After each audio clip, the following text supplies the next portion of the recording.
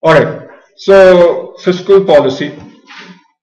First thing is, what is fiscal policy?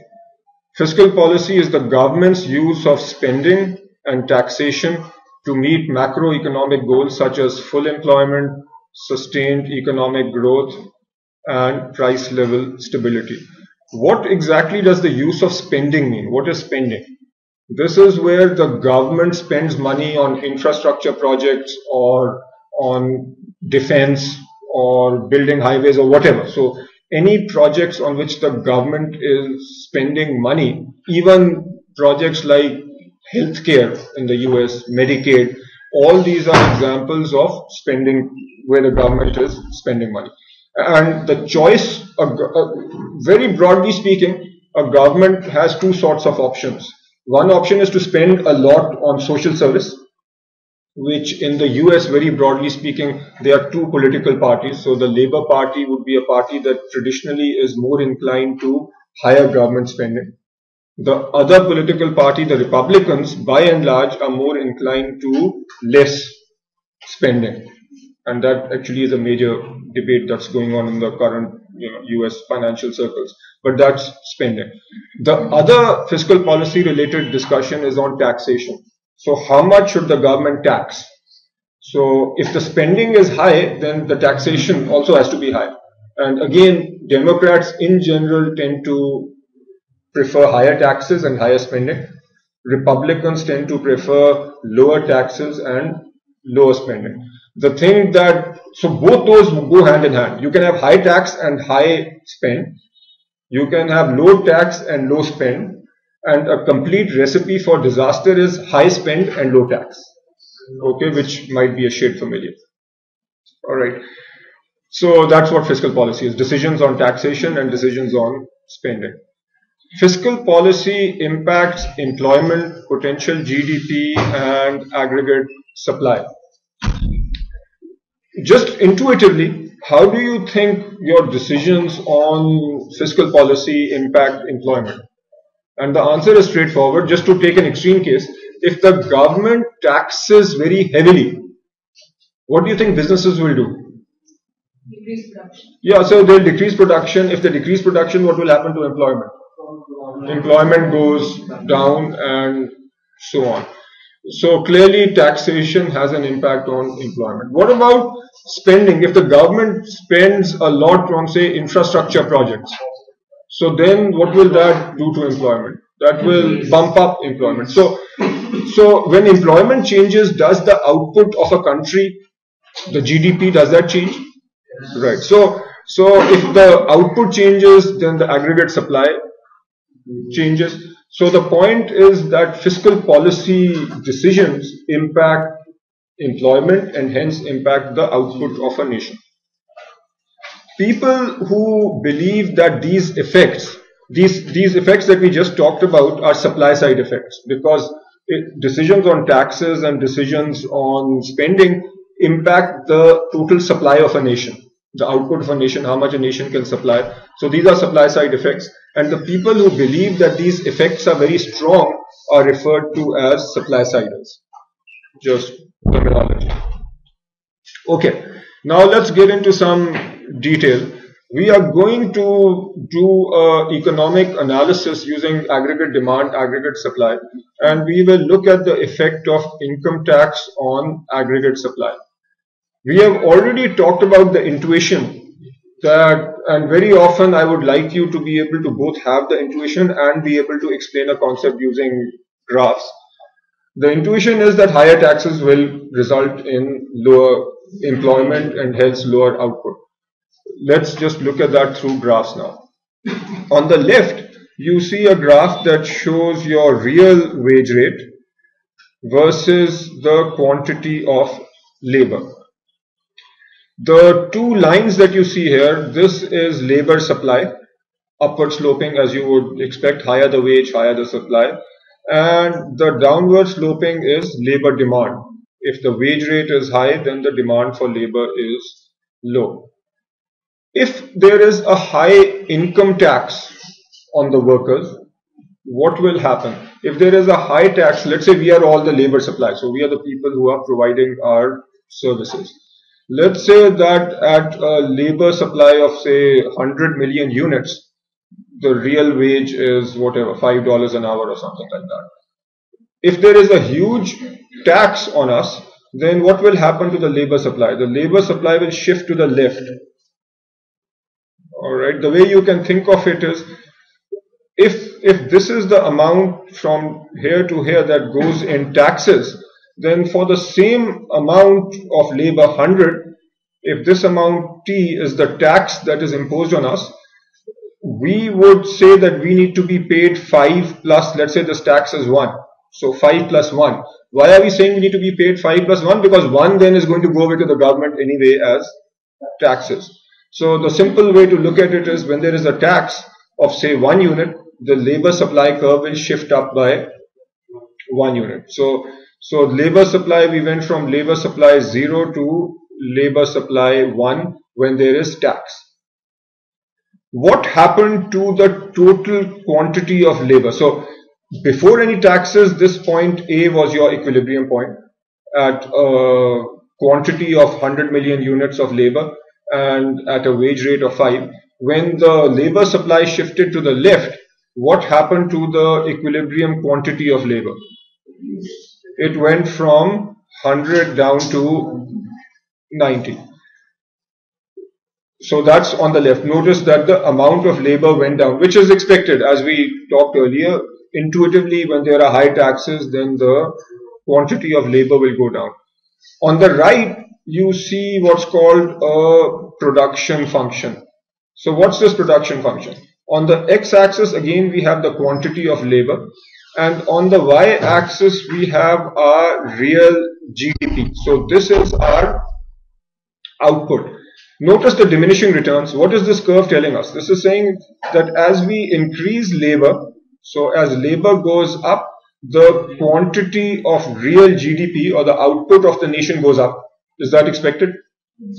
It is also, and why is this diminishing? Because as you keep adding more and more and more labor, will GDP keep going up? It will keep going up, but at a lower rate, at a decreasing rate. Right? So it keeps going up, but at a lower rate, at a decreasing rate. What did we see on the curve on the left? We noticed that if our total labor at equilibrium is 100 million units, we have a certain amount of output. When taxes were imposed, what happened to the amount of labor?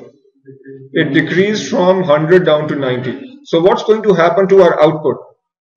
The output will decrease. So this is a graphical explanation of the intuition that we talked about earlier. Bottom line again, when there are taxes, the quantity of labor goes down. Less of an incentive for people to work because they are being taxed. And when the labor goes down, what happens to output? Output of the nation measured by the GDP will go down. Next concept, the Laffer Curve. From an exam point of view, very often you get questions that simply check whether you know what the Laffer Curve is. The first thing that you need to know for any curve is what's the x-axis and what's the y-axis. With the Laffer Curve, the x-axis is the tax rate. So that's the tax rate. And the y-axis is your tax revenue. Take a wild guess. Do you think this should be upward sloping, downward sloping, flat? So you are saying that when the tax rate is 0, what do you think the government revenue will be? 0. So clearly if the tax rate is 0, the government revenue is 0. So we can put this point over here. Now those who said upward sloping might imply that this will keep going up. But then let me pose another question. What if the tax rate is 100%? Then what do you think the government revenue will be? Will it be way up? 0. Yeah, why will the government revenue be 0 if the tax rate is 100? Yeah, so if I tell you I'm the government and whatever you make, I'll take, how much will you work? Nobody will work. So we know that at the end, if the tax rate is 100%, then the wage rate, then the revenue is 0. So clearly we need to be here. The only way this and this will connect is if at some point this decides to come down. Right? So what do you think this T star is? Why is the government very interested in this T star? Yeah, so this is the tax rate at which the government can maximize its revenue. So smart governments will not want to set a very high tax rate. Why? Because that would reduce their revenue. They don't want a very low tax rate because that also means revenue is low. So governments want some tax rate that is going to maximize their revenue. So this is the Laffer curve. I think from an exam point of view, as long as you understand what's on the slide, you are in good shape. Okay, pay a lot of attention now. This becomes slightly more difficult, and we are going to learn about concepts like crowding out effect and so on that you keep seeing over and over in the local newspapers. We are now going to talk from the supply side perspective about investment, saving, and economic growth. Here again, let's first just get the intuition. Does everybody recognize the fact that for economic growth, investment is important? So a country that saves more and that those savings get invested, those countries will grow more. Countries that do not save and do not invest, their growth rate will be lower. So that's the intuition. Now let's make sure we understand some basic terminology. I'll make a few statements, give a few definitions, and then we'll connect all this together. Investment increases capital and contributes to GDP growth. Why? When people make investment, so we save money, that money is used to buy capital, buy plant, equipment, machinery, etc. If there is more capital, that will contribute to GDP growth. As a quick test of what you have studied so far, we said very simplistically that GDP growth depends on three things. 1, 2, 3. What were those three things? Consumption, investment, government. So one was on the number of people or the amount of employment. Second was the amount of capital. And the third was technology. So the more people that you have, so we've gone through this, the more people that you have working, obviously your output will be more. The more capital, equipment, machinery you have, the more you'll be able to produce. And the better your technology, the more efficient you are, the more you'll be able to produce. So these are the three things needed for economic growth. What about, so now what's the definition of investment? Investment is the amount of money people are investing.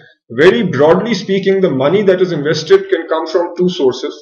Source one is private sources, and source two is government savings.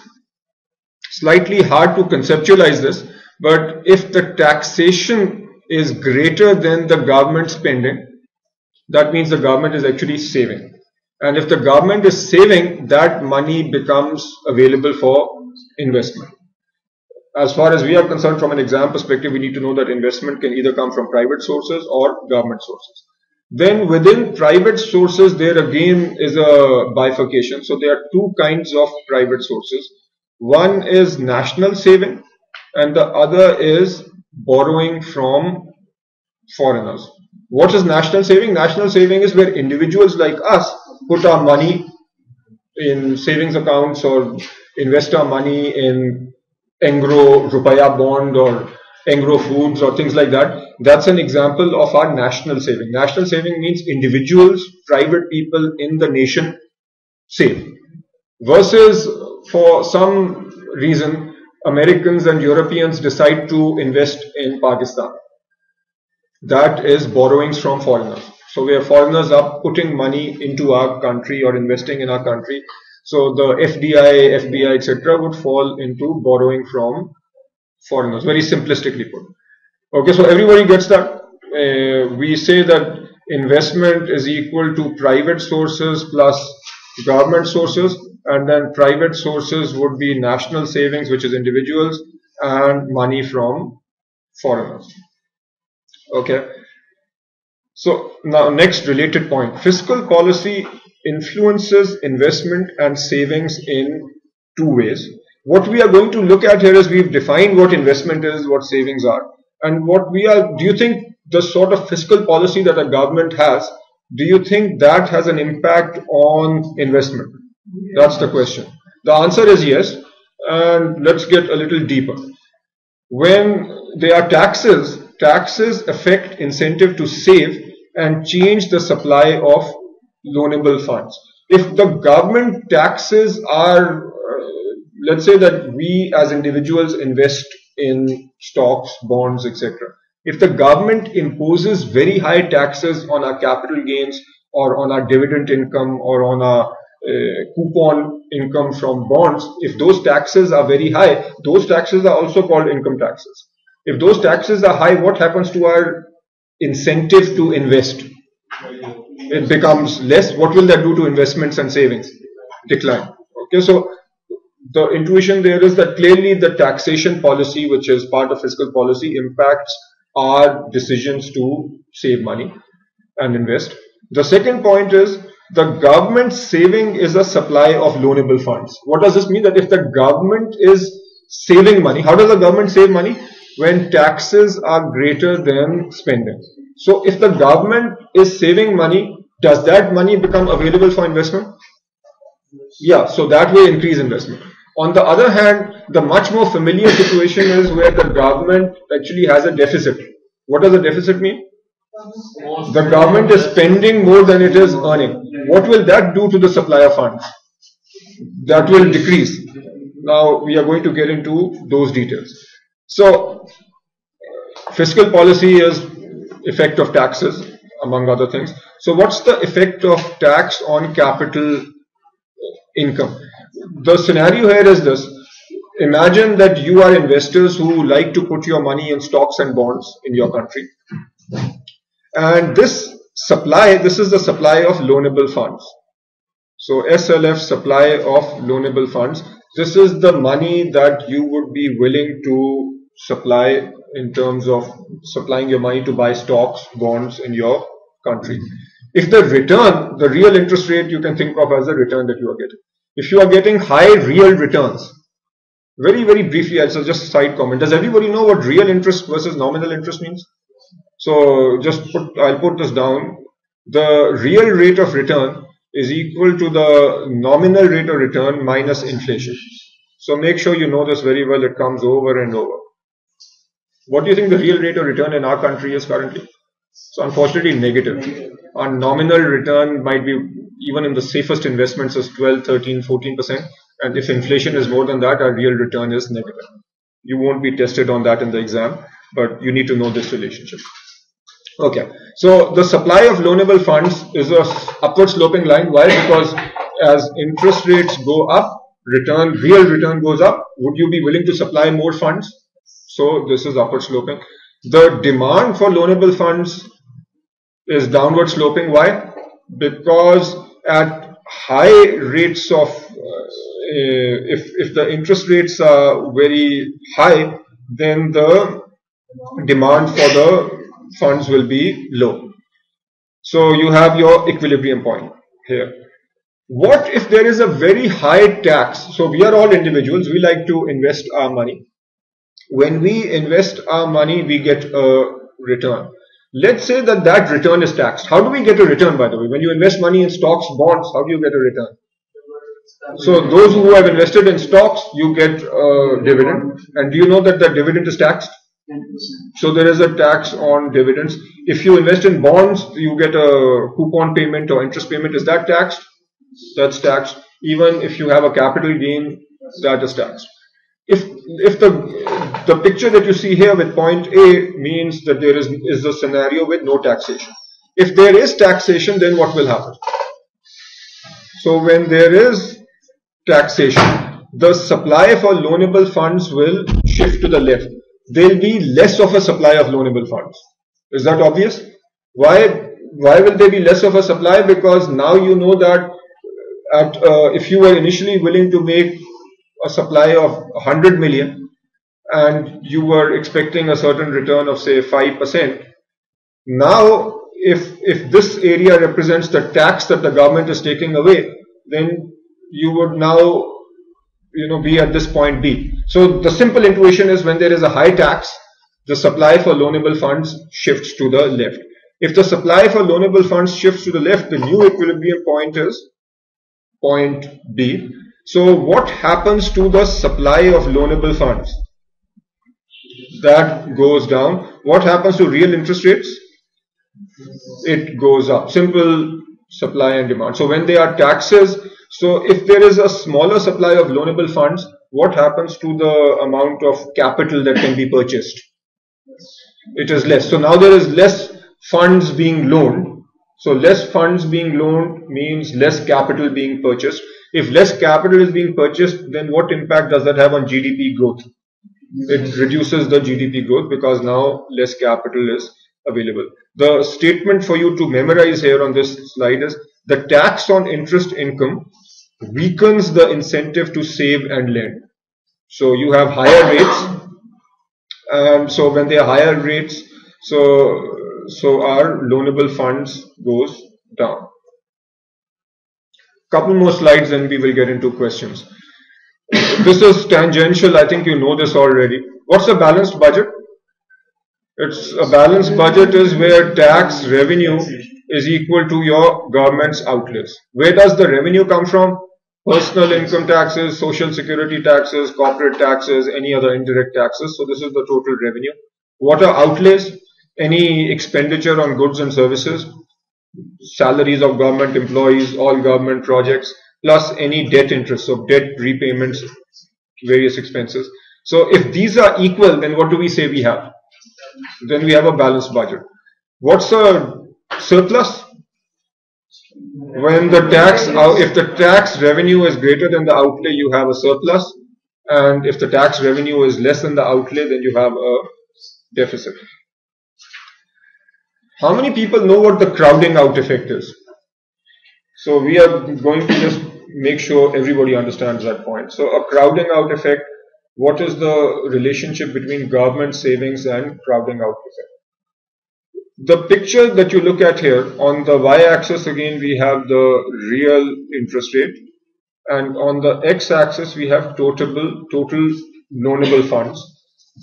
This picture, the demand for loanable funds downward sloping, 0, and the upward sloping curve that you see, PSLF is the private supply of loanable funds. What did private supply of loanable funds mean? This is the loanable funds made available by the people, by average private people like us. And as we just discussed, this will be upward sloping because the higher return that we get as private suppliers of capital, the more that we'd be willing to invest. So if there is no government budget deficit, we have a point here where the total loanable funds are, let's say, 2 billion and the real interest rate is 4%. Alright, point A, let's say. This is a private supply of loanable funds. But let's say we are in a situation where there is a big government deficit. When there is a government deficit, that means the government is spending more than it's earning. So it needs to get money from somewhere to meet that deficit. Where will that money come from? The money will have to come from the private sources. So when the money comes from private sources, what happens? We have this new line to the left called the supply of loanable funds. What's the supply of loanable funds? You can think of supply of loanable funds is equal to the private supply of loanable funds minus the deficit. Do you understand that point? There is a certain private supply of loanable funds, which is the supply of funds made by all of us, by the people. The government is running a large deficit, which means that the government is spending more than it's earning. If the government is spending more than it's earning, where will the money come from? It won't just fall from the sky. So it will come from private people. So the deficit amount is funded essentially by the private supply of loanable funds. And after that deficit has been met, we are left with something simply called the supply of loanable funds. So the supply of loanable funds is the total private supply of loanable funds minus whatever is needed to meet the government deficit. So now how much money is left for actual investment in the country, infrastructure and so on? Now it is this red line, the supply of loanable funds. So notice that the larger the deficit, the further to the left is supply of loanable funds.